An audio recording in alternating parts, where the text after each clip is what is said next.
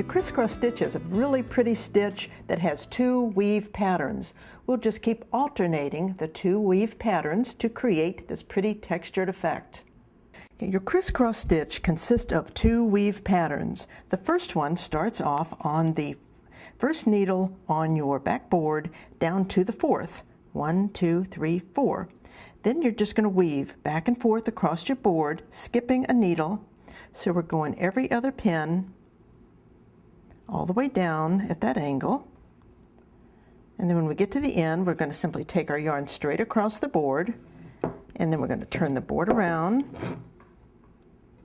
Now we're going to return by picking up the needles that we skipped so that all of our pins have 2 loops on them.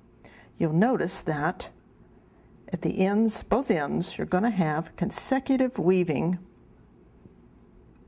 and then you'll always end on the pin directly across from where you started. Now you're ready to hook over.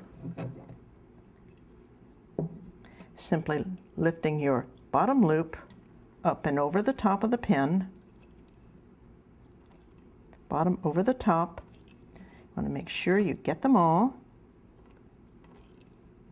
And hook over down to about the middle, go down to the other end, continue hooking, and you get all of those done. You're going to simply turn your board around, and now you're going to do the same thing to this side.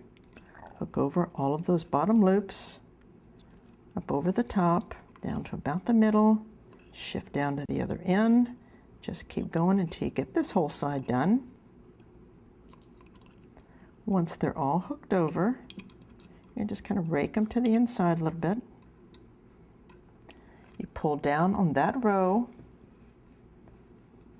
turn your board around to the beginning, and you're ready to do your second weave pattern of your crisscross stitch. Now you're ready for the second weave pattern of the crisscross stitch. In this weave pattern, you're going to go around the first one, but down to the 3rd pin. That's 1, 2, 3. Then back across up to the next pin, which is the 2nd, down to the 5th. We've actually skipped one. Then we're going to continue. This is the same weave pattern, or this is the same angle that you had before, just shifted down. We end at the end, going straight across the board. We turn the board around. We're ready to return. Again, picking up the pins that you skipped with that 2nd weave on the 1st round, and then down the board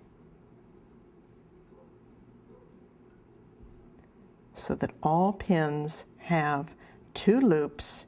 We end again across from where we started, and again we have consecutive weaving at both ends of the board.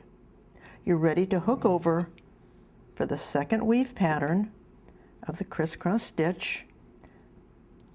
Again, we're lifting our lower loops up and over.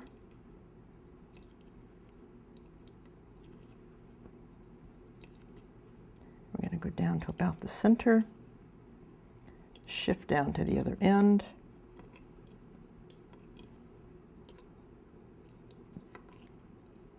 then we're going to just turn our board around and do the same thing to this side.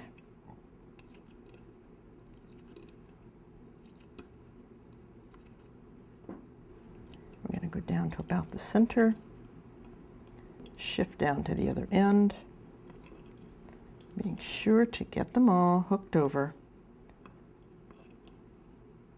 because once you hook them all over, and you can rake them in, pull down the row. That is one complete row of the crisscross stitch. Because your crisscross stitch consists of 2 weave patterns, you might be a little concerned that you're going to set your weaving down and not be able to remember which row did I do last. So here's a little hint for you. Look at your weave pattern when you come back. You will see how the loop at your first one, you can kind of follow it down over here to the 3rd. This is your second weave pattern, which was 1 to 3 and then 2 to 5. you can see that that was the last thing you did, and you're ready to do your weave pattern 1, which was 1 to 4.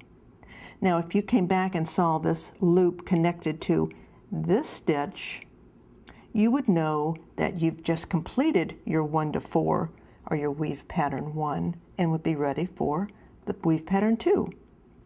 So looking at our weaving right now with the 3 of these first stitches bunched, I'm ready to start with 1 to 4, and I will always be able to tell exactly where I'm at.